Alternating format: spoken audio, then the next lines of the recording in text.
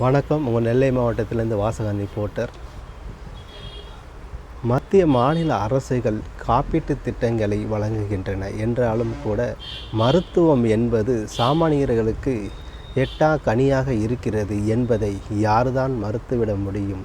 ஒருபுறம் தனியார் மருத்துவமனையில் நினைத்து பார்க்க முடியாத கட்டணங்கள், இன்னொரு புறம் அரசு மருத்துவமனைகளில் வழங்கும் கண் துடைப்பு மருத்துவ சிகிச்சை.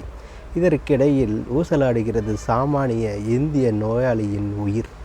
மருத்துவ நிறுவன சட்டம் ஒன்றை 14 ஆண்டுகளுக்கு முன்பு மத்திய அரசு நிறைவேற்றியது. அனைவருக்கும் கட்டுப்படும் வகையில் நியாயமான கட்டணங்கள் தான் மருத்துவமனைகளில் வசூலிக்கப்பட வேண்டும் என்கிற உயர்ந்த நோக்கத்துடன் முந்தைய மன்மோகன் சிங் அவர்கள் அரசால் நிறைவேற்றப்பட்ட சட்டம். அது நாடாளுமன்றத்தில் சட்டம் நிறைவேறியதே தவிர அது இன்று வரை நடைமுறைப்படுத்தப்படவில்லை என்பதுதான் உண்மை.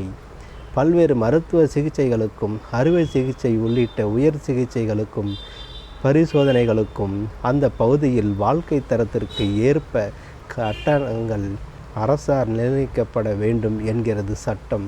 அது மட்டும் அல்ல, என்னென்ன சிகிச்சைக்கு என்னென்ன கட்டணம் என்பது நிர்ணயிக்கப்பட்டு அது நோயாளிகளின் தெரிந்து கொள்ளும் விதத்தில் தனியார் மருத்துவமனைகள் பார்வைப்படும் இடத்தில் வைக்கப்பட வேண்டும் என்று கூறுகிறது.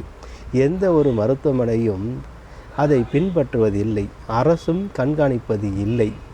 கடந்த மாதம் மருத்துவ நிறுவன சட்டம் தொடர்பாக உச்சநீதிமன்றத்தில் தொடரப்பட்ட பொதுநல வழக்கில் நீதிபதிகள் மத்திய அரசுக்கு சில வழிகாட்டுதல்களை வழங்கி இருக்கிறார்கள். ஒரே சிகிச்சைக்கான கட்டணத்தில் மருத்துவமனைகளுக்கு இடையே கடுமையான வேறுபாடுகள் இருப்பது நீதிமன்றத்தின் கவனத்தை ஈர்த்தது. இந்த பிரச்சனை தான் குறித்து மாநில அரசு